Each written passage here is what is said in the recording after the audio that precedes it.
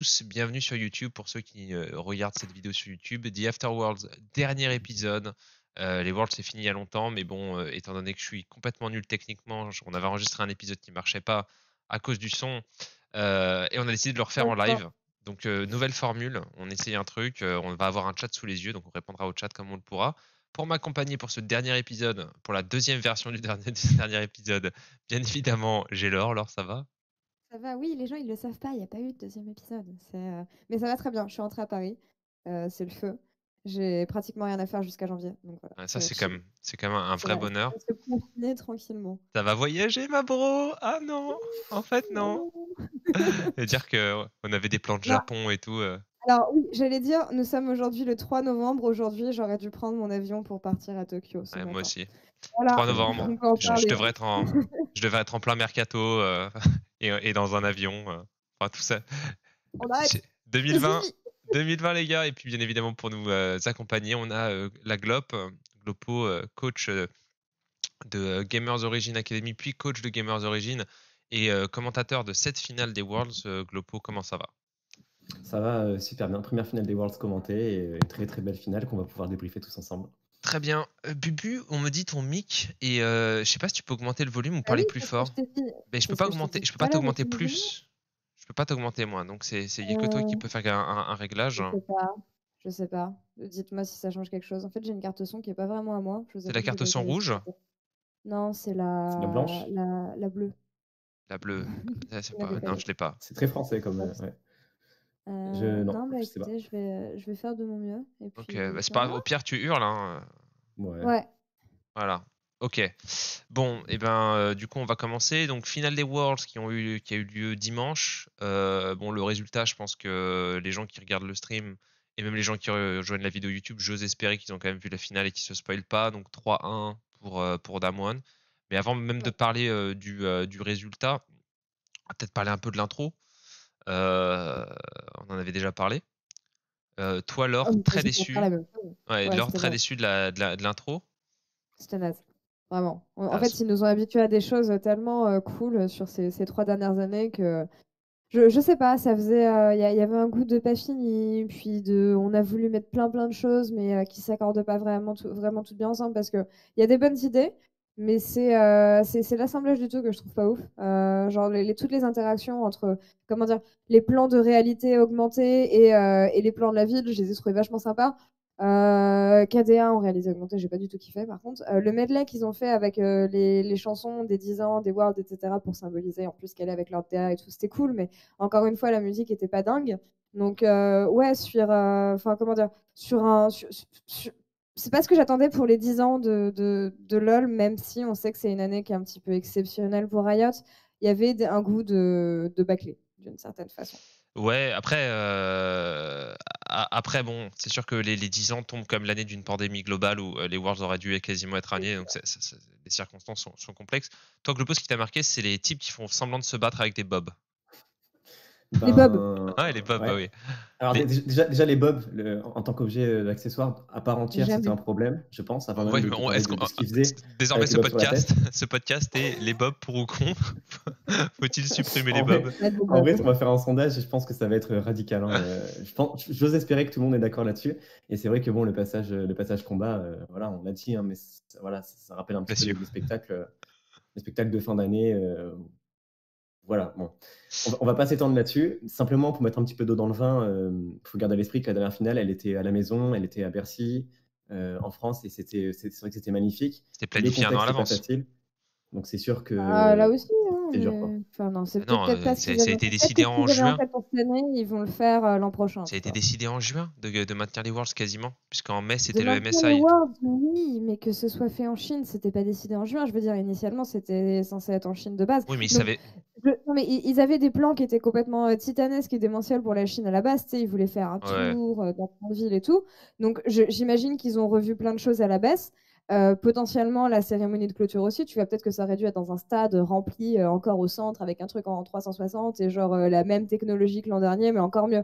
Et peut-être qu'ils n'avaient pas les dispositions pour le faire. Et donc, du coup, ils ont convenu d'un truc à l'arrache. Mais pour le coup, ils savaient que. Enfin, il y avait une cérémonie qui était prévue, quoi. Mais après, quand tu vois le clip KDA et tout, tu sens qu'il y a eu plein de trucs qui ont été faits à la dernière minute et qu'ils ont voulu nous envoyer plein de contenu pour compenser d'autres choses. Mais bon, ça n'a pas fait le taf pour moi, en tout cas. N'hésitez pas sur le chat à réagir d'ailleurs sur pour ou contre les bobs de manière générale dans la vie. Est-ce que Brad Pitt avec un bob reste attirant physiquement? C'est une question que, enfin, moi je me pose la question si, tu vois, est-ce que le bob oui ou non, tu vois, parce que si un jour je vais à la plage, j'habite pas loin, je veux quand même savoir.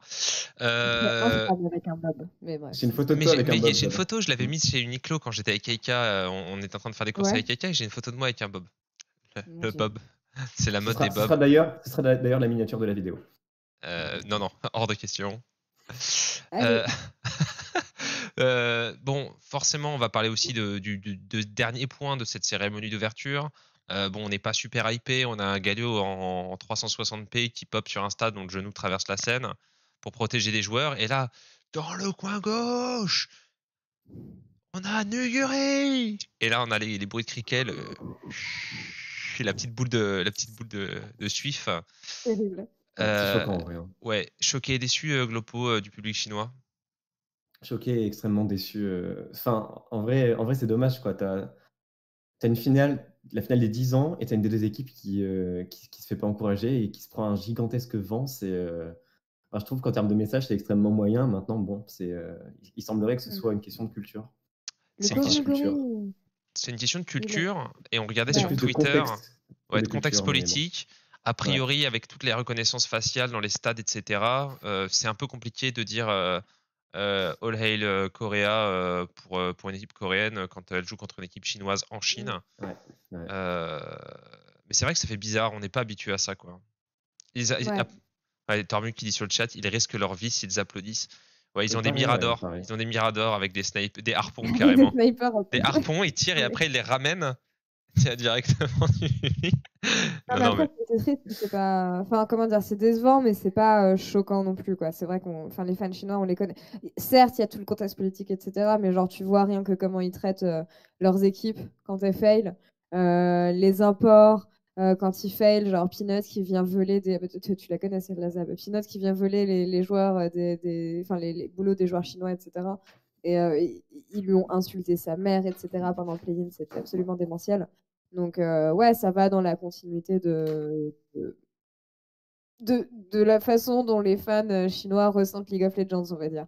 Et ça reste quand même loin des NA qui avaient hué des équipes carrément il y a 3 ans. Ouais, les NA qui avaient fait très fort quand même. Parce que pour huer sur League of Legends, c'est quand même un jeu gentil, quoi, League of Legends. Tu vois, il n'y a pas de fusil, il n'y a pas de truc. On n'est pas sur Gears of Wars, on n'est pas sur Call of Duty, quoi. Donc bon. Non, mais Et c'est bon, là, tout. les gens, ils sont sortis genre, mais pourquoi vous êtes choqués, nanana, dans le sport? Genre, je dis pas le contraire, dans le sport, ça se passe Ouais, comme ça ça. va. C'est juste que pour LoL, on n'a pas été habitué à ça, en fait. C'est pas un tout. Galatasaray Fenerbahçe, Et, les gars. Hein. Bah tu oui, regardes du League of Legends depuis 10 ans, on n'a pas été beaucoup habitué à ça. Donc bon, c'est Clairement pas. je suis normal d'être d'accord. surpris, quoi. Je suis complètement d'accord avec toi, Laure, là-dessus. Après, c'est sûr que, comment dire, c'est bien que ça se muscle un peu, quoi, au niveau Oui. sportif et qu'il y ait plus de Pas passion. dérangeant. Ça me dérange pas. Après, j'espérais, étant donné que c'est pas équitable, quoi. Une finale des Worlds, c'est joué à la maison, tu vois. Enfin, c'est pas 50-50, c'est pas la Ligue des Champions où tu vas jouer à Paris, puis ensuite tu vas à Manchester. Et il y a un espèce de 50-50 là-dessus. Donc, avoir un minimum de soutien pour les équipes qui font le voyage, bon, en plus qui sont retrouvées en quarantaine, etc. Ça fait un mois qu'elles sont pas sorties de leur hôtel à part pour acheter de la bouffe. C'était quand même un minimum. Bon, hormis ça, ça laisse quand même place aux sportifs. On va peut-être rentrer un peu dans le vif du sujet. Game 1, game très intéressante. C'est une game où Damwon joue Blue Side. Ils ont perdu un Blue Side depuis le Spring Split. C'était contre G2 en demi-finale. Et on a une ouverture extrêmement classique de Damwon qui part sur une compo extrêmement solide en front-to-back avec Graves, Horn, Oriana et Suning qui leur laisse le H Panthéon. Glopo. Et Suning qui répond avec Ezreal Leona, donc ils veulent jouer extrêmement weak side au niveau de la bot lane. Azir pour prendre la pression contre Oriana en early game. Et ils misent tout sur un River Shen et un Wukong, donc le Shen Wukong pour aller dans la backline. Qu'est-ce que tu as pensé un peu de cette première draft? Pour moi, c'était très clairement. C'était peut-être la draft emblématique à laquelle je m'attendais. Bon, à part peut-être pour le Shen Jungle, Il l'avait déjà sorti une fois, mais c'était pas forcément le pic auquel je m'attendais dans la jungle. Mais au niveau du plan de jeu qui est exprimé au travers de cette draft, c'était très clairement ce à quoi je m'attendais de la part de Suning. Comme tu l'as dit, hein, quand tu draftes un S-bot, c'est qu'a priori, tu veux pas créer de jeu sur ce side. Un Azir sur la mid lane, c'est exactement la même chose. Le message qui est adressé, c'est que mid et bot, il se passera absolument rien. Et on met tous les œufs quasiment dans le panier de Bin, à qui on donne un Wukong qui a normalement toute l'attitude, toute la marge de manœuvre pour scale tranquillement contre Ornn, et dont on attend soit un split push monstrueux, soit des flanks monstrueux, comme tu l'as dit, avec un combo avec Shen.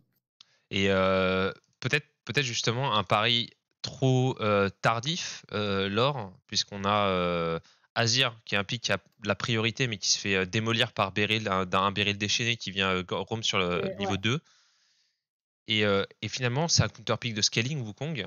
Donc, est-ce que c'est pas, tu vois, le zénith de cette comp, Suning qui arrive trop tard et Damwon qui a déjà quasiment gagné la game avec, je crois, 3 dragons à 20 minutes de jeu ou 4 dragons, je me souviens plus. Ouais. Non, mais déjà, comment dire, l'early est très slow de la part des deux équipes. Et les skirmishes que Suning essaye de prendre ne mènent pas à grand chose au final. Et comme on l'a dit, on a Shen Wukong qui apparaît comme étant une des grosses conditions pour la draft de Suning, qui est complètement nullifiée par le fait qu'en fait, la botlane qui arrive mid, qui empêche le mid de bouger, du coup, qui mobilise l'attention du topside de la map. Et en fait, le plan de jeu Suning, il est réduit à néant. Donc, gros pic Panthéon qui est hyper problématique, mais on le connaît, en fait, c'est Beryl à la base qui l'a amené ce pic Panthéon au Worlds. Personne ne le jouait avant lui.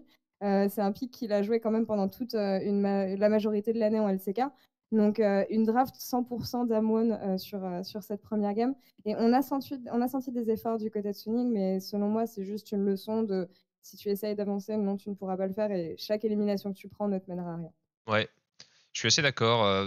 Moi, je pense juste que le seul défaut, je dirais, de la draft Suning, à mes yeux, c'est peut-être le manque d'ambition sur les premières waves. Oui. Tu vois, je pense que c'est pas une mauvaise draft, mais c'est un très bonne draft rest size si tu joues en NA ou si tu joues dans certaines games LFL, tu vois un niveau, je dirais un cran, ou même les games un peu milieu bas de classement LEC, où en fait les équipes vont pas être suffisamment proactives et disciplinées sur le contrôle des objectifs et vont te laisser atteindre ce 20-25 minutes, 2 items spike pour commencer à contester. Là, Damwon a vraiment tué la game en disant 1, 2, 3 dragons, 4 dragons, on a le soul, maintenant vous pouvez plus jouer quoi. Et c'est ça. Ils ont récupéré les dragons extrêmement vite. Hein. Je crois que le premier c'était. Je crois que c'était 5 minutes, 6 minutes. Ah oui, c'était super tôt. C'était extrêmement tôt et du coup, ils les ont poussés rapidement dans les situations où ils doivent prendre des fights alors qu'ils n'ont pas atteint leur point de scaling, avec ce Azir notamment. Et bref, Damwon qui montre que si tu leur laisses de la marge de manœuvre en early, ben, ils vont accélérer, ils ne vont pas te laisser l'opportunité de respirer.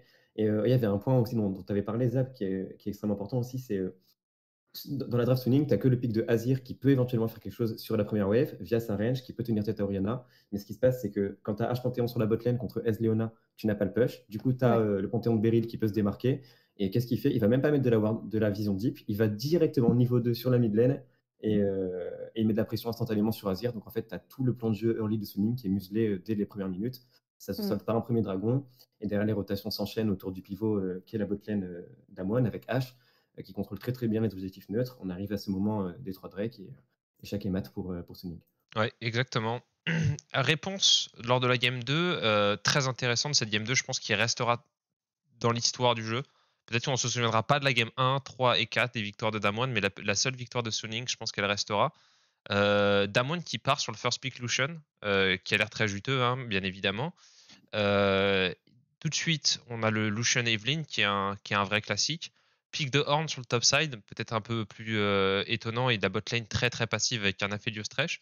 Mais Suning qui répond de la manière la plus grandiloquente. Rengar Fiora. Finale des Worlds, Rengar Fiora, Rengar Jungle. Bon, ça marche. Qu'est-ce que tu as pensé de cette draft, Laure? Et je sais pas, t'as pas pu avoir d'interview, je crois, avec les joueurs, mais ça sortait vraiment nulle part. Si. De Nogore. Ouais. T'as pu lui poser la question de comment on vit sa vie quand on joue Horn contre Fiora? finale de World, c'est compliqué de poser des questions sur les champions et on peut en revenir à quelque chose qui fait que je n'avais pas assez de temps avec les joueurs, mais non, j'ai pas du tout pu poser de questions sur les match-ups. Mais bon, on l'a dit hier, hein, de toute façon, moi, ce qui me saute aux yeux, c'est ce Lucian qui a l'air d'avoir été un gros bait, qui a pas été joué pendant tous les Worlds parce qu'il était ban, parce que c'était un des champions les plus OP. Mais ici, en le laissant open, j'ai vraiment l'impression que Suning ont voulu bait Damwon dans quelque chose. Pareil, on se répète du coup avec ce qu'on avait dit hier, mais le ban Sylas qui selon moi n'a pas forcément énormément de sens. On laisse Syndra open alors que la volonté claire est de jouer Lucian. On sait qu'un des counters de Lucian dans cette méta, c'est évidemment Syndra. Puis je remets un bémol sur le pick Aphelios que j'ai un peu de mal à comprendre. Quand tu sais qu'il y a d'autres options qui ont l'air d'avoir mieux marché dans la méta, on avait parlé de Miss Fortune hier notamment. Et j'apprécie les balls de Suning sur cette draft parce que jouer Fiora, c'était vraiment c'était vraiment un énorme doigt d'honneur à Nogori qui s'est pris un 0-6 face à Wunder en jouant le champion la dernière fois. Donc j'ai trouvé ça très très beau. Ouais, il l'a démoli. Et d'ailleurs, ça termine par un pentakill. Ouais. Ah, d'ailleurs, sur le match-up Rengar-Evelyn, juste pourquoi le Rengar par tank? En gros, je crois que Bouipo disait qu'à partir du niveau 11, il peut repérer Evelyn à 3000 unités. Donc 3000 unités, c'est gigantesque, hein, c'est quasiment un écran. Et donc la F peut jamais aller mettre la pression à la Fiora en fait. Ouais. Tant que le Rengar est autour de la Fiora elle joue en 1v1 contre le Horn et c'est pas Aphelios qui va s'interposer, c'est pas Lucian parce qu'il se fait one shot aussi, donc d'une certaine manière ça a laissé une espèce de boulevard à Bin qui termine la game sur un pentakill en finale des Worlds. C'est le premier penta de ces Worlds et là on se dit Suning peut le faire. Est-ce que toi, Glopo, tu dis Suning peut le faire après la game 2? Moi, j'y croyais. Moi, pas vraiment. Moi, j'avais pronostiqué 3-1 pour Damwon. Et je trouve que la game 2, elle est donnée notamment, la draft. Mention spéciale quand même au pic de Rengar dans F, auquel je ne m'attendais pas et qui est une réponse extrêmement pertinente. Et comme tu le dis, il peut se permettre de partir tank, puisque de toute façon, il est juste là pour press R et complètement détruire la pression invisible que peut mettre Eve. Et ouais, pour rebondir sur ce qu'a dit Laure, je suis complètement d'accord. Pour moi, le first pick Lucian, c'est un peu un bait parce que Nidalee a été permaban ou pick par Suning pendant tout le BO. Donc quand tu first pick un Lucian, ce que tu veux généralement c'est un jungler AP. Nidalee n'étant pas disponible, tu pars sur Eve. Quand tu te retrouves avec Lucian Eve, généralement ce que tu cherches à faire c'est plutôt mettre ton Lucian sur un side, jouer le 4-1 ou le 1-3-1 éventuellement, avec une Eve qui peut être en électron libre entre ta mid lane et le side où tu mets de la pression. Le truc c'est que derrière, tu as Ashe, Senna, Draven qui se sont fait ban. Tu as beaucoup moins d'ADC top tier qui sont disponibles. Et là, le choix du coup de Damwon qui part sur Aphelios Thresh, qui pour moi est la botlane emblématique d'une composition AD centrique, en plus avec un hand sur la top lane pour structurer les teamfights et faire des engages. Pour moi, en fait, dans cette composition qui devrait être AD centrique, le Lucian Eve, il n'a pas vraiment sa place. Et du coup, pour moi, c'est un peu une draft à deux têtes, un plan de jeu à deux têtes qui n'était pas facile à mettre en place. Et à ça, tu ajoutes la réponse extrêmement pertinente de Rengar dans la jungle contre Eve, et puis la Fiora qui a toute l'attitude pour faire ce qu'elle veut dans la game, forcément, pentakill de Fiora et victoire de Sonic. Mais pour autant, j'étais pas. Dans cette game-là, en la voyant partir, j'étais vraiment pas inquiet pour Damwon encore. C'est dans la game 3 que j'ai un petit peu douté de mon prono. La game 3 où Suning flex complètement. C'est-à-dire qu'on les a lâchés. Le coach a pas pu tenir. Ouais, c'est exactement ça. C'est la sortie de piste, le toboggan et tout. Les gars, c'est une finale des Worlds. M'en fous. J'entends pas. Je vais la jouer. Et donc, Nidalee Jax, Omnistone, Blind Jax, comme ça. C'est un battage de couilles. C'est le plus gros battage de couilles. Moi, Sonic, forcément, je m'en souviennerai parce que s'en battre les couilles. En finale des Worlds. Et surtout, il y a 1-1 et tout. Et ils sortent. Je me dis, je pense encore maintenant que si le Jax avait été Conqueror, peut-être que Sonic aurait gagné la game parce que Conqueror, c'est comme une rune qui est extrêmement forte sur Jax. Ouais. Jax d'ailleurs qui jump sur Kennen toutes les waves. C'est tout le temps devant. C'est merveilleux. Bin, il joue comme un animal. Il est tout le temps en train de forcer les traits, tout le temps en train de dasher. Sur la minimap, qu'est-ce qu'il voit? Il voit que ça mise partout sur la carte. Il voit que son jungler est bot side. Donc il est weak side. N'importe quel top laner serait safe. Lui, il flash in. Je l'ai vu flash in en game. Je sais plus. Je crois que c'est en group stage. Je l'ai vu lâcher un flash in alors qu'il était weak side. Et j'ai fait OK. On a un sacré client ici. On a un sacré taré, quoi. Vraiment exceptionnel ce joueur. Vraiment tête brûlée. Moi, je Bin fan club forever, quoi. Hein, honnêtement. Et puis là, Style of Me qui part aussi sur Omnistone. Et donc, tu avais des trades à l'Aftershock, tu avais des trades t'avais des trades au phase rush et tout. Et le mec, en plus, tu sens que le type, c'est vraiment un génie parce que chaque fois, il utilisait sa keystone de la manière optimale. Donc, il arrive, il descend avec son déluge de lame, il te met 3 auto-attaques avec Jax, puis il disengage, il a phase rush, il te stun et puis il part en phase rush. Moi, j'étais extrêmement impressionné de la performance du joueur. Une game, c'était un peu la game charnière, je dirais, du BO. On sent Damwon dominant, Damwon crack, Suning récupère le baron, en fait pas grand chose. Et puis ensuite, Non, puis il y a eu un Elder. Enfin, il rush à l'Elder, ouais. un cacahuète, cette game. Vraiment. Mais En vrai, c'était oui. chaud. C'était vraiment chaud. C'était chaud, mais comment dire, enfin, Damwon avait le lead de base. Certes, encore une fois, il y a eu quelques escarmouches, mais t'as jamais réellement senti que. Je sais pas, je voyais vraiment pas Damwon perdre cette game. Et c'est sur cette game que Suning perd réellement BO, parce que on en a parlé, la dernière game n'existe pas réellement pour eux, en tout cas. Mais comment dire, sur cette game, ils ont montré qu'ils en avaient énormément dans le ventre, mais que c'était juste pas assez. C'est très dommage parce que on a très bonne réponse du côté d'Amon, en fait. Rien que quand tu regardes la draft, le last pick qui est laissé à Beryl, encore une fois, sur un Braum pour répondre à ce qu'il y avait en face. C'était super bien fait. Et Suning font un mid to late game qui est absolument magique, où tu as envie d'y croire, mais ça se joue encore une fois dans l'exécution, ça se joue dans l'exécution contrôlée, et à ce jeu-là, c'est Damwon qui a le dessus une fois de plus, qui arrive à reprendre la pression encore une fois. On joue autour de la vision et on laisse les adversaires s'empaler. Et Suning, il y a eu des teamfights de trop, quoi, sur la fin. Mais c'était une très belle game. C'est dommage, Glopo, finalement, que Suning tente pas le all-in d'aller mid au lieu d'aller à ce Herald, à ce Elder Drake. Tu sais, ils prennent le baron et ils pouvaient push à mort la mid lane et forcer, et même en fait. Ouais, mais juste pousser, en fait, la mid wave. Exactement. C'est un truc qui est assez standard, en plus, qu'on apprend. Même, tu vois, t'as coaché en Div 2, c'est un truc que tu dis rapidement à tes joueurs. Étant donné que le Elder Drake donne pas le fast recall, si ton adversaire conteste pas le first mid push, tu peux pousser mid, avoir une position avantageuse, en fait, sur la mid wave et forcer les adversaires à rotate dans leur base et ensuite repartir, prendre toute la vision qu'ils ont en jungle pour aller prendre la vision sur le Elder. Et là, ils l'ont joué vraiment à la chinoise, quoi. C'est attendez les gars, rendez-vous. Tu sais, c'est les comment ils s'appelaient? Point A, point B. Non, mais tu sais, les gens du voyage, de ces morts. Quoi? Tu vois, tu vois ou pas ceux qui se donnent des rendez-vous match à mort, c'est comme ça la FPL, tu vois. Ouais. J'ai pas envie d'utiliser le mot, j'ai donc gens du voyage. Mais tu vois ce que je veux dire, c'est vraiment rendez-vous au Elder Drake, baston à mort.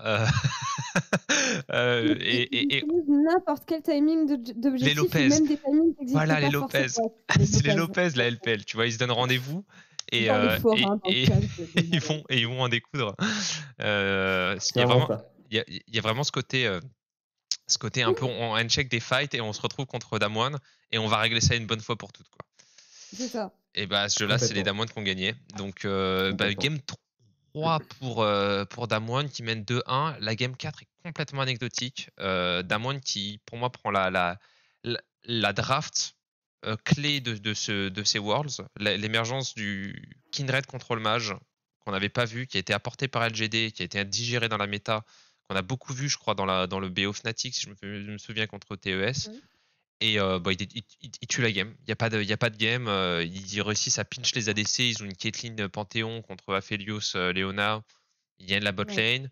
Ils ont un pic de scaling au top. Encore une fois, Suning a un pic de scaling au top. Donc ils peuvent pas jouer. En fait, alors oui, il y a un pic de scaling au top. Mais le truc, c'est que si tu regardes bien, il y a eu une game de Wukong, il y a eu une game de Jax, il y a eu une game de Fiora. Donc c'est quand même 3 champions qui sont de sérieux clients pour split push, éventuellement pour flank. Et là, sur cette last game, ils ont le counter pick, ils ont le last pick et ils vont chercher en GP. Je vois le chat qui est en train de s'en. Il y a une très très grosse culture générale de chat, ça fait extrêmement plaisir. Et pour revenir à cette game, genre, ils sortent un GP top dans Horde alors qu'ils avaient vraiment toute l'attitude pour sortir n'importe quoi d'autre. Pour moi, tu avais éventuellement Sylas qui aurait été envisageable à pick contre Kindred, contre Horde, même contre Panther qui aurait pu être très bien. Ça, on en a parlé hier. Toi, tu avais même proposé un Vlad qui aussi Vlad, Kayle. Parce que tu avais Aphelios plus Grave, donc déjà double ADC, donc tu peux tout à fait partir sur un double AP avec une Leona qui setup. Une Kayle, pourquoi pas. N'importe quel split pusher ou en tout cas gros flanqueur. Et là, en l'occurrence, j'ai trouvé le choix de GP vraiment très, très médiocre, d'autant qu'il y avait déjà l'information de la Kindred en face, qui est peut-être le meilleur jungler pour recevoir les engages, pour absorber. Le press R de GP, il perd énormément d'intérêt, d'autant que il y a quand même pas mal de mobilité. Donc, ouais, je trouve que, tu vois, la Game 4, alors, je pense qu'ils se sont fait casser les jambes sur la Game 3. Mentalement, à mon avis, ça a été Ouais. un coup dur de la perdre. Mais en plus de ça, à la draft, j'estime que c'est peut-être celle dans laquelle ils se sont donné le moins d'options pour battre Damwon. Et du coup, c'était Tu un aller sais, simple, cette Game 4. j'ai repensé après coup. Tu sais quel était je pense, le pick le plus insane dans cette draft? C'était Urgot. Parce que Urgot, Le quand code tu joues contre Kindred, c'est Kinred, trop bien. c'est Ouais, ouais, ouais. horrible. Parce que tu mets un petit Kinred et le mec, il arrive, bah, il te ramène, quoi. C'est ça. C'est très très fort contre tous les champions all-in mêlée, les panthéons, etc. Ça le flip, ça te met derrière toi, donc son shield marche pas très bien. Ça a très bien la lane contre Horn. C'est pas très bon contre Syndra Caitlyn, mais à la limite, tu E-flash ou tu snipe les mecs en teamfight, puis tu flash in si jamais t'as ton ulti qui proc. Mais je pense que ça aurait été un super match-up euh, pour l'intégralité de la game, notamment contre la Kindred. Mais bon, écoute, on refera pas l'histoire. Donc, Damwon, qui est champion du monde, sur un score de 3-1, ils terminent leur World Championship, je crois, sur un pur score. Je crois qu'ils sont à 14-3. Attends, Ouais, ils ont pas perdu beaucoup de games, ils n'ont pas ça perdu c'est beaucoup sûr. de games, hein. Ils en ont Ils ont lâché perdu en Coupe Rage. 14-3, c'est ça. Ouais, C'est c'est ça. historiquement les C'est meilleurs, je crois, 4-3. en termes Non, non, non, non. de. C'est Non, non, SKT en non, non, non, non, 2015. il y a White aussi, je crois. Non, Oui, pardon, White pardonne-moi. perd 2 games. Et donc, SKT ils perdent que la game en finale. Ils perdent que 3-1 contre Rockstar Tiger en grande finale. Mais ils avaient 3-0 Origin. Ils avaient 3-0 Ouais. en quart et ils avaient 6-0 en groupe. Ouais, c'était pas très amusant de jouer contre SKT en 2015. Non, pour Euh, personne. Mais c'était joli à regarder. ouais. Du coup, est-ce que c'est un beau champion du monde? Est-ce qu'on peut se dire la coupe revient chez un bel ambassadeur du jeu? Ou est-ce qu'au contraire on s'ennuie? En demi, ils en avaient lâché une, ok. Ou est-ce qu'au contraire c'est coup-ci, coup-ça? Est-ce que c'est un beau porte-étendard? En vrai, je pense que ouais, quand même, ça serait quand même cracher dans la soupe honteusement que de dire que c'est pas mérité et que la Corée, historiquement, n'est pas pertinente pour détenir le titre de champion du monde. Non, franchement, on a un très Ouais, très beau champion et en plus de ça, on a une très très belle finale comparée à ce qui nous a été donné grave. les deux dernières. Donc là, au moins, il y a eu 3-1, ça s'est battu. Et au final, la science du jeu, la science du contrôle et la macro coréenne a prévalu. Ouais, Ouais, c'est pas un représentant du niveau de leur région en soi, dans le sens où j'ai l'impression que, tu vois, à l'époque où la Corée était dominante sur League of Legends, je trouve que la région était peut-être un petit peu plus homogène, ou alors il nous paraissait peut-être un petit peu moins accessible. Là, aujourd'hui, c'est vraiment que Damwon qui porte la Corée, parce qu'il y a un écart monstre entre Damwon et le reste des équipes. Mais quand tu vois la progression fulgurante de l'équipe, de Challengers Korea, en 2 ans au titre de champion du monde, avec le remaniement, enfin, ils ont changé un seul joueur. Au Spring, ils font 4e. Au mid-season event, en fait, ils se font taper dessus par des équipes chinoises qui les mettent dans une rage folle et ils arrivent dans cette forme au Summer pour gagner les Worlds de cette manière-là. C'est pas un titre qui est volé, puis c'est un titre qui est de la Corée qui est mérité, du coup, je trouve. Je suis très contente que le titre retourne en Corée. c'est un très beau commentaire de Daybreak sur le chat qui dit c'est une belle conclusion pour les 10 premières années de LoL que la Corée ferme la décennie en ramenant le titre chez elle. Je trouve ça assez vrai parce que je pense que Grave. Si c'est- c'est une décennie qui a été marquée essentiellement par Faker, SKT, la dynastie coréenne. C'est vrai qu'il faut se rendre compte qu'en 2016-2017, c'était Corée-Corée et Corée-Chine, hein, les demi-finales, hein. Il y avait 3 équipes coréennes quasiment en demi-finale. La Corée qui vient proposer quasiment la synthèse des 5 dernières années avec cette macro assassine un peu lente, boa constrictor qui avait des anciennes équipes coréennes, mais avec une science du teamfight qui rivalise avec ce qu'on pouvait trouver dans les 2-3 dernières années. Je pense que la meilleure équipe pour moi en termes de teamfight des 3 dernières années, c'était RNG en 2018, qui avait un teamfight qui était, enfin, tu perdais les fights, tu le savais, quoi. Tu commençais, il y avait Uzi, Let Me, etc. C'était injouable. Et ben, on a une équipe qui est extraordinaire parce qu'elle peut jouer le front to back, elle peut jouer le split push top, elle peut jouer autour de la bot lane maintenant. On l'a vu avec Beryl et Ghost. Et donc, ouais, c'est un très beau champion.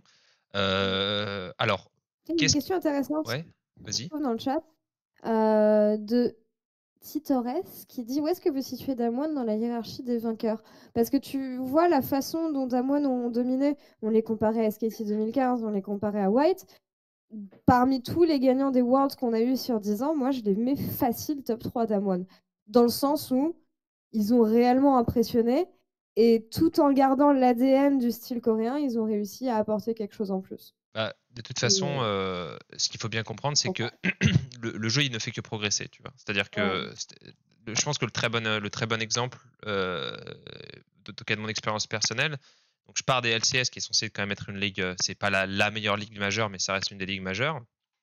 Et j'arrive discuter avec mon bro Glopo, qui est donc à l'époque, tu étais chez Geo Academy, tu vois. Et je parle avec les joueurs, tu vois. Et les mecs comprennent la tempo, ils comprennent les recalls, ils comprennent la vision, ils comprennent les match-up, ils comprennent la macro. Tu es en Div 2, hein, donc tu es, quand même au bourgeon quasiment de la sphère compétitive européenne. Donc il faut bien Après, comprendre que... c'est la SNFR. C'est la SNFR aussi, ouais. qui est peut-être la meilleure en Europe. Hein. Non, mais c'est sûr, tu vois, mais c'est quand même... T'imagines Damwon, quoi. En 2014, Mata et Dandy vont dans la jungle adverse et posent de ward, et c'est des génies, tu vois. La game, elle est finie. En 2011, Soaz push une side lane ou slow push une side lane, rotate sur le mid et fait un engage. Tout le monde dit qu'est-ce qui se passe, tu vois. Genre, c'est du génie absolu. Là, tout est digéré. T'as des analystes, et en dépit de toute cette science qui a progressé et qui s'est densifiée, qui s'est normalisée, il y a une équipe qui sort du lot parce que mécaniquement les lanes sont parfaites, parce que en teamfight l'exécution est parfaite, parce que la gestion du timing et du temps imparti pour faire ce que tu as à faire sur la carte avant de reset, c'est quasiment parfait. Donc, pour moi, dans la hiérarchie des vainqueurs, Damwon est tout en haut. Parce que le jeu est beaucoup plus dur aujourd'hui, mais je dirais l'opposition est plus dure parce qu'aujourd'hui, on n'est même plus sûr. Est-ce que tu joues bien à LoL? Est-ce que tu joues bien ton style de jeu? Et ils arrivent à battre tout le monde. J'entends ce que tu dis, et évidemment, tu as raison, le jeu a beaucoup changé, mais je trouve pas ça fair de comparer, de le comparer en fonction de l'évolution du jeu. J'ai envie de dire, à un temps T, à ce qu'on connaissait du jeu à un temps T, et à ce que ces équipes ont apporté à League of Legends et à la façon dont elles ont dominé leur époque. Tu vois, je ferais plutôt la comparaison alors comme c'est ça. White. C'est White. Ouais, Parce que voilà, White, je mettrais White, SKT 2015 et ensuite Damwon. C'est pour ça que je disais Damwon top 3. Ouais, je suis d'accord. Je suis d'accord. Après, tu vois, c'est... comme je te dis, par contre, si jamais je devais les comparer au travers des époques, l'équipe qui maîtrise le mieux League of Legends, il faut bien se rendre compte que c'est toujours l'équipe la plus récente. Oui, bien sûr. Et puis là, c'est pas gagné au KO, quoi. Tu vois. Ils n'ont pas gagné au forceps sur un flash de Woody ou quoi. Donc c'est vraiment insane. Du coup, bah, écoutez, on arrive à la petite demi-heure, donc c'est le moment. Bon, on l'avait déjà fait hier, il va falloir le refaire. Coup de cœur, coup de gueule. L'avantage, c'est que vous avez le temps d'y penser. Glopo sur ces World Championship. C'est quoi ton coup de cœur et c'est quoi ton coup de gueule? Le coup de gueule, ça bouge pas. Hein. C'est Mad Lions, personnellement, qui était l'équipe que je préférais suivre en LEC. Pour moi, c'était la plus belle histoire. J'étais trop content de voir cette équipe de rookies se qualifier aux Worlds. Et ça trébuche très fort en play-in. Je t'avoue que ça m'a vraiment fait mal au cœur de les voir échouer si peu du main event, si proche du main event. Mais bon, ça reste quand même extrêmement formateur, je pense, pour les joueurs. Et puis pour le coup de cœur, Zab, je vais tirer les enseignements de la discussion qu'on a eue hier. Et forcément, c'est la prestation de TSM qui nous lâche un fantastique 0-6 en tant que seed 1 DNA. Et je me dis, tu vois, toutes ces soirées où j'avais le réveil qui sonnait à 2h30 du matin pour solocast les NA de 3h à 5h chez moi et complètement détruire mon rythme de sommeil alors que je castais et que je coachais en même temps, bah, je me dis, tu vois, il y a du karma. Et il y a eu un retour de bâton et TSM l'a pris pour moi. Et quelque part, c'était savourable. Franchement, c'est dur. Je suis d'accord avec toi, Glopo, mais c'est dur que Bjergsen finisse sa carrière là-dessus, quoi.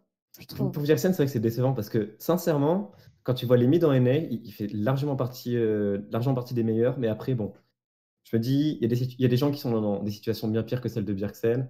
Il finit quand même sur une run aux Worlds. Alors certes, c'est un 0-6, mais bon, c'est quand même une run aux Worlds en main event. Et même s'ils se sont fait laver, enfin, je connais des dizaines, il y a peut-être même des centaines, des milliers de joueurs qui rêveraient d'aller aux Worlds, quitte à se faire 0-6, ne serait-ce que pour l'expérience, ne serait-ce que pour la ligne. Comme dit le vieux prophète, mieux vaut terminer sa carrière aux Worlds qu'en semaine 2 du Summer Split. Voilà. Donc bon, Je vais vous dire, Aïe, aïe, aïe, aïe, aïe. c'est pas la pire situation pour Bjergsen. Puis c'est un choix. Si vous voulez Voilà. continuer à jouer, il pourrait continuer à jouer, quoi. Tout ça pour dire que donc merci pour ton coup de cœur, Glopo. Coup de cœur pour le karma contre TSM. Laure, sur Ouais. ce mois de Worlds, c'est quoi ton coup de cœur et c'est quoi ton coup de gueule? Je vais garder ceux dont on avait parlé hier. J'avais pas... Coup de gueule, c'était la cérémonie, non? Je Ouais, crois. c'est ça, ouais. C'est vrai que. Ouais, alors coup de gueule, mais coup de gueule de tous les Worlds, dans le sens où je trouve que, encore une fois, Riot nous ont tellement habitués à avoir des trucs super beaux et à faire de la cérémonie d'ouverture de la finale un événement qui fait partie intégrante des Worlds et c'est quelque chose qui est super attendu. Bah voilà, nous donner un truc comme ça m'a fait un peu chier. J'espère que l'an prochain, ça sera mieux. Évidemment qu'à Paris, oui, on est peut-être biaisé, c'était bien mieux et je crois que c'était l'aboutissement d'une technologie sur laquelle ils avaient bossé depuis 2016, donc ouais. Mais voilà, cérémonie d'intro un petit peu décevante. Trop de trucs forcés, trop de fioritures. Ça aurait pu être bien plus simple Les et bien Bob. plus joli. Et ouais, les bobs, l'AR, faut arrêter avec l'AR, genre ça va quoi. On a compris qu'ils savaient en faire, mais il faut pas trop non plus en abuser. Et coup de cœur, bah, comme je l'avais dit hier, c'est sur le déroulement des Worlds en général, puisqu'il y avait beaucoup d'interrogations sur le fait que les équipes aient passé beaucoup de temps online, sur le fait qu'il y ait une quarantaine, que ce soit dans un setup un petit peu particulier, que potentiellement les équipes chinoises sont un peu favorisées. Donc on se demandait si les Worlds et la compétition auraient la même valeur que si ça s'était passé en temps normal, hors pandémie. Et bah, force de dire que oui, puisque Damwon, on en avait parlé comme étant grand favori. C'est eux qui gagnent les Worlds de façon très très dominante. Dans l'arbre final, qu'est-ce qu'on retrouve? On retrouve les favoris chinois. Suning qui fait une run absolument fabuleuse et qui prouve juste la domination de la région LPL en soi. Parce que site 1, site 2, site 3, coup sur coup en finale, enfin 3 années de suite, c'est quand même super impressionnant. Donc voilà, des Worlds qui sont ceux qu'on attendait. Et c'est mon coup de cœur parce que bah, voilà, on a eu une compétition qui était super belle, qui était très accrochée.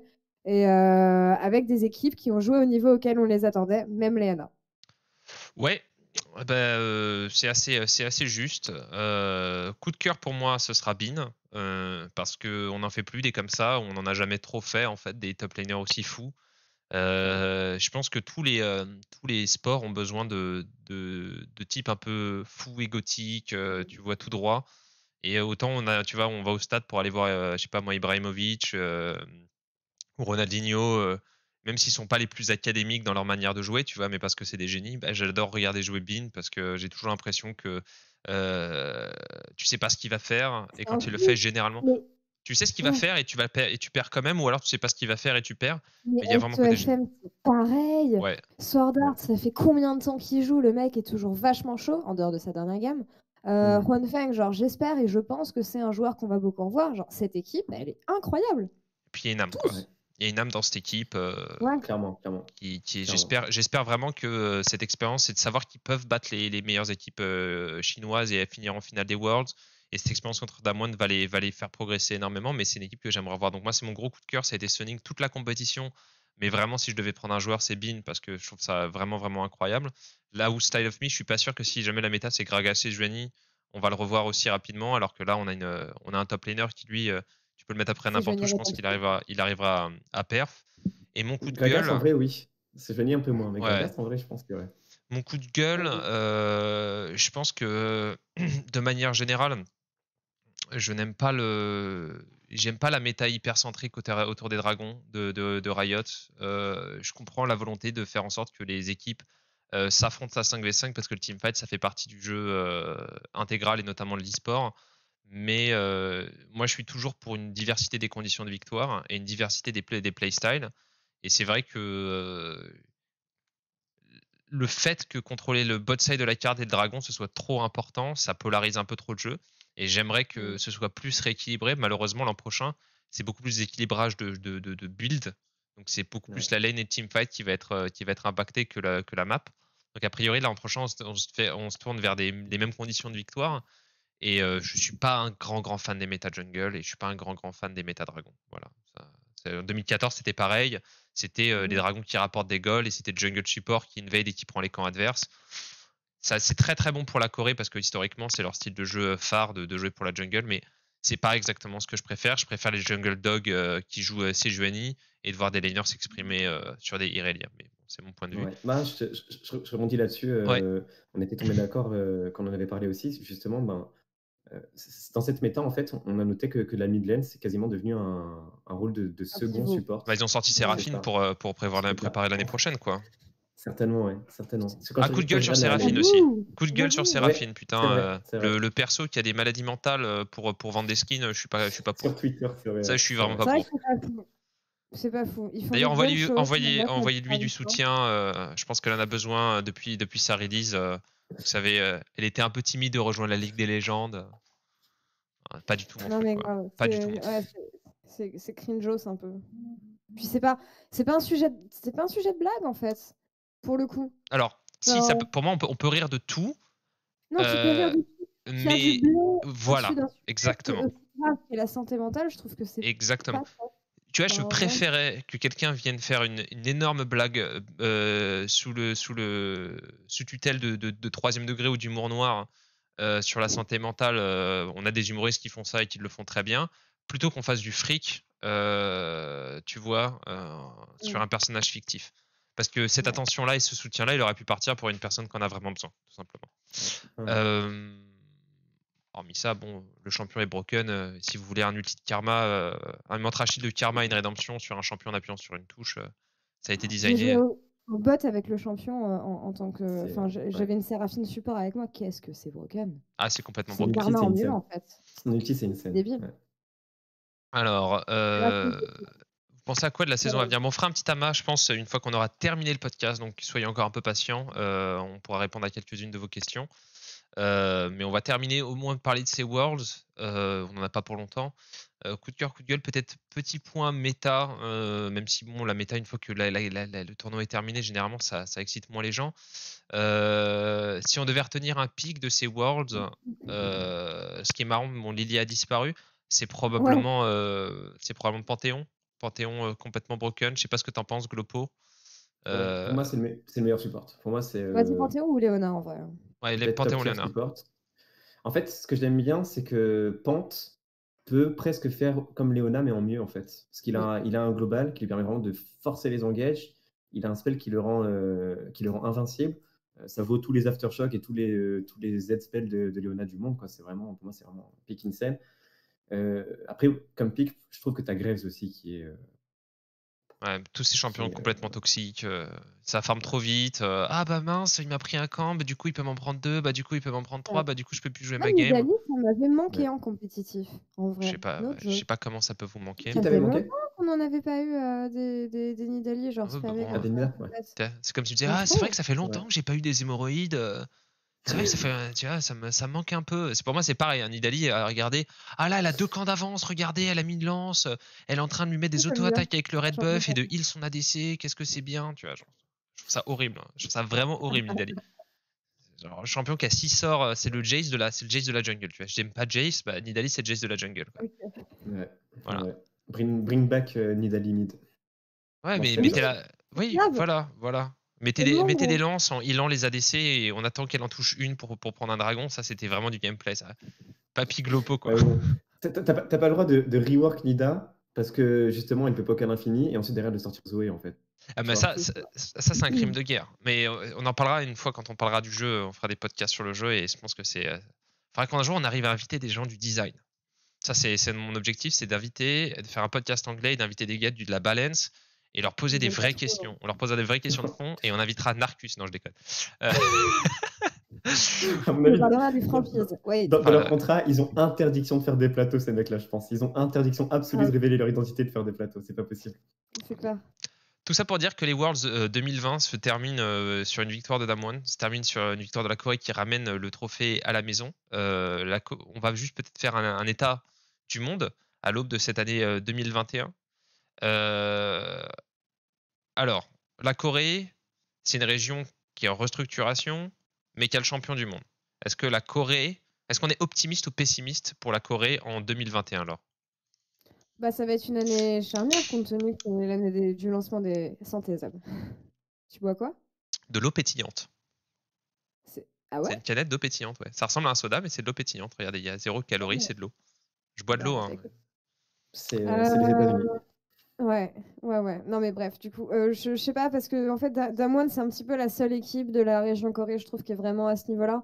Après, j'irais pas dire que la région coréenne est une région de noob, genre loin de là, on a des très bonnes équipes, on a bien vu de toute façon Derrick ce qu'ils étaient capables de faire, mais Derrick, j'ai l'impression que c'est en train d'imploser. T1, il y a quelques petites choses à changer, mais bon, je sais qu'il y a beaucoup de points d'interrogation sur le futur coaching staff à venir de T1. Donc voilà, c'est une année qui va être charnière pour la Corée parce que passage aux franchises, parce que stabilisation et les équipes qui ont décidé d'investir X millions dans la franchise LCK, bah, je pense pas qu'ils soient là justement pour finir encore bas de tableau.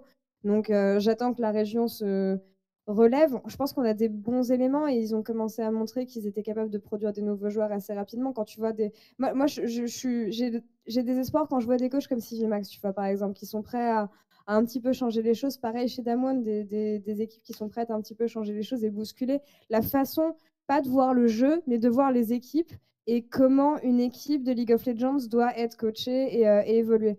Parce qu'on en a souvent parlé, Zab, sur Scale à l'époque. Ce qui retient la région coréenne, justement, c'est ces préceptes qui sont établis depuis des années. Avoir du mal à bouger certaines personnes dans les organigrammes, vouloir faire les choses comme on les a toujours fait, parce que c'est ça qui nous a apporté 3 titres de champion du monde. Bah, Damwon, je trouve que justement, ils s'inscrivent comme étant peut-être l'incarnation du début de la nouvelle ère en Corée. J'espère qu'il y aura d'autres équipes qui prendront le pli. Donc, c'est encourageant. Mais bon, voilà, tu as une équipe qui sert de locomotive et tu as 9 équipes derrière qui vont devoir accrocher les talons, les wagons Les en wagons. 2021. Raccrocher les talons. Les talons. Glopo, on va parler de l'Europe. C'est ta région. Je sais que tu es aussi spécialiste NA, Chine. Enfin, tu as tout fait chez OGaming. Le balai, le seau, la serpillière, tout ça. L'électricité, réparer Internet. Donc, les devoirs de carnage. ça va, c'est apprendre à lire. Du coup, est-ce que l'Europe, toi qui bosses dans le réservoir de l'Europe, est-ce que l'Europe a de beaux jours devant elle? Ouais, Sache. franchement, sincèrement, oui. Tu vois, moi, encore une fois, je force avec, mais l'histoire Mad Lions, ça me plaît énormément. Et tu l'as dit, je suis en première ligne avec le réservoir. Je sors tout juste de la Div 2, je passe avec la LFL maintenant. Et je peux te dire que, ne serait-ce que sur la scène française, il y a vraiment de très, très gros talents qui vont pouvoir éclore, si ce n'est cette saison, peut-être celle d'après, mais bref, dans les prochaines années, on va vraiment, je pense, avoir un vivier de talent qui va se renouveler. Ça va permettre de faire tomber peut-être ceux qui sont sur le déclin ou ceux qui se reposent trop sur leurs acquis et qui bloque peut-être un petit peu l'évolution de la scène européenne. Donc, moi, je suis vraiment très, très enthousiaste et très, très confiant quant à ce que va donner le futur pour notre région. Moi, je vous le dis, on va avoir des rookies encore cette année en LEC. Oui, je vous le On confirme. va avoir Je vous le potentiellement confirme. des rookies qui viennent de LFL. Mais on aura en Moi, tout cas des joueurs que vous ouais, avez vus au Game Master, ça c'est 100%. On dit rien. 100%. On dit rien. on Non, dit rien. Taisez-vous. On dit rien. Taisez-vous. Mais les European Masters, Taisez-vous. il faut les suivre, c'est important. Bref, si vous voulez toutes les infos, qu'est-ce qui se passe? Ah, ok. J'ai eu un petit retour background. Non, mais j'avais un petit retour background sur mon stream. Mes caméras se sont désactivées. Tout ça pour dire, si vous voulez avoir tous les leaks, bien évidemment, n'hésitez pas à vous abonner à la chaîne YouTube de l'or ou à mon stream ou peut-être à un futur projet de trucs qu'on vous linkera sur les réseaux sociaux.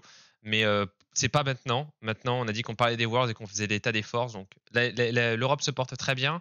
La Chine, personne ne représente la Chine, donc je pense que la Chine, il n'y a pas de problème. On ne s'inquiète pas pour la Chine, ça devrait aller. Voilà. Oui, ça devrait aller. Ouais. Ça va.